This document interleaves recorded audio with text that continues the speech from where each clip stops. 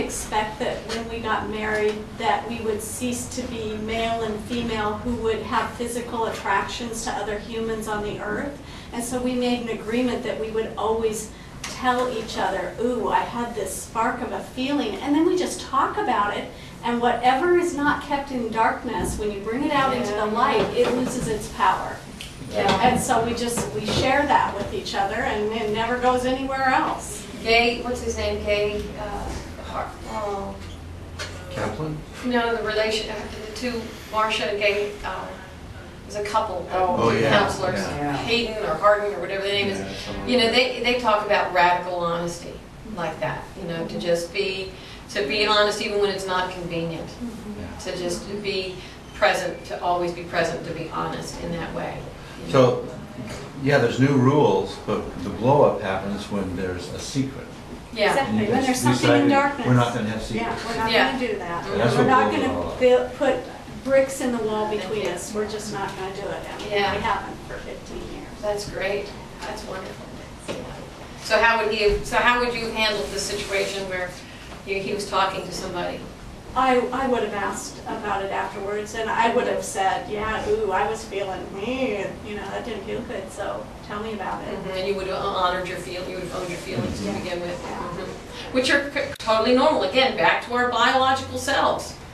We're biological beings, you know, and we're like, for a woman, you know, it's, that man is the caretaker of the future babies or past babies, and so I got to keep him connected to me, and if he's off with somebody else, then my babies aren't going to get fed. I mean, that's really the biological imperative that's going on there, that's underneath jealousy. And I think that it needs to be honored by both sides, you know, that needs to be honored. It has a place and we can't undo it. Women can't undo that. Yeah. I think that that's making way too big of a deal out of it. Out of what? You know, and if he wants to talk to somebody else for 30 minutes, so what? Right. And He this doesn't have to situation, report to me why he talked to somebody else for 30 minutes. and that would be the agreement that you made, and I yeah. just don't think it's... Right.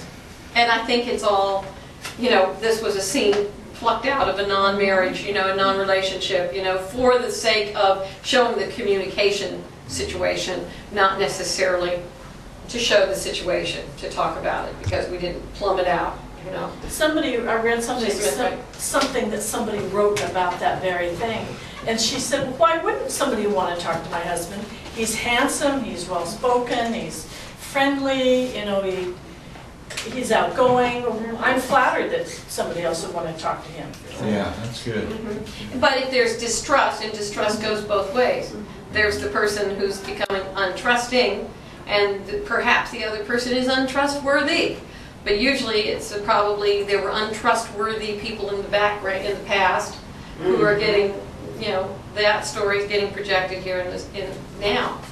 And it causes a lot of that. Well, this is an interesting discussion. I thought we were just going to talk about communication stuff, but and I think you're right. I mean, that's where, just a second, that's where we're pushing that edge now these days.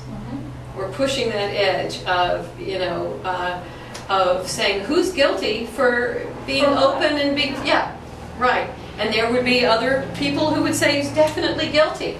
You know, who, according to their rules and their mores, say that he's wrong if he's talking to this woman and ignoring her. You know, and so there's just so much. And also here, I guess here's what I would say. It's all a matter of the agreement between two people, and that's where good communication skills come in.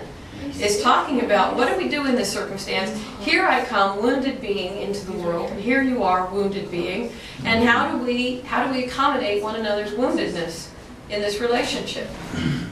You know, and if the woundedness is too great, then maybe there's a counselor, or maybe it's just too much to deal with. Maybe the other person is not sophisticated enough to be able to deal with that woundedness. Yes. Maybe past behavior has something to do with the resolution too.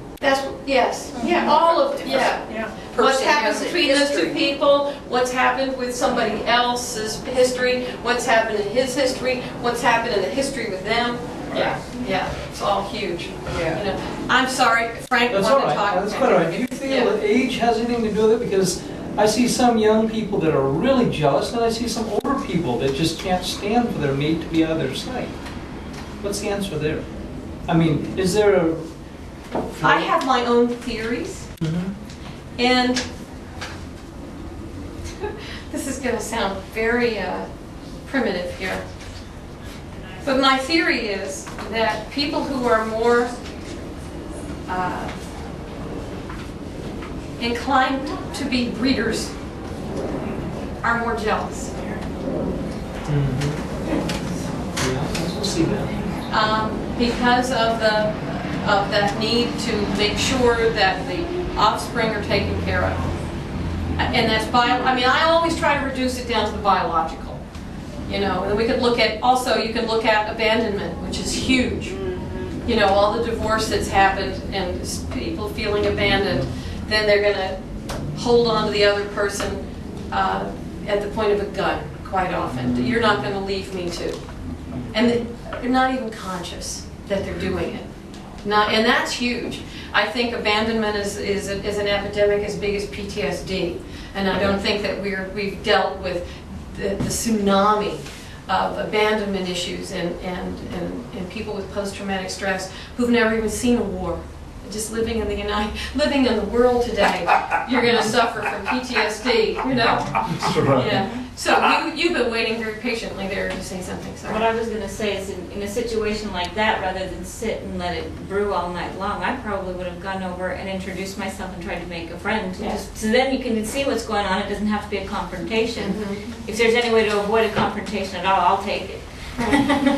so Yeah. so I would have gone over and said, "Hi, I'm so-and-so. I'm his wife. Mhm. Just wanted to join the conversation." And then Yeah, We'll let it be or again, the first night in here, not everybody was here the first night. We talked about managing your own feelings. That in order to really listen to somebody, you often had to clear out what was going on for you. And we talked about just that feelings coming up, jealousies. Oh my gosh, that can take over the whole body. Yeah. And that comes up, and to just connect with it and watch it, breathe, and let it dissipate, and not let it even color what's going on. Not even put thoughts to it, just let it go away, and not speak until it's cleared out. It might take days. How we're raised has a lot to do with it too. Now, my mother would have grabbed me by the ear and just pulled me right away and forced the issue. What do you have to say there? Well, I think our nurture has everything to do with who we are. Yeah, and we spend our lives undoing it, don't we? Practicing what we were doing. Yeah. Yeah. So, shall we move on? Okay.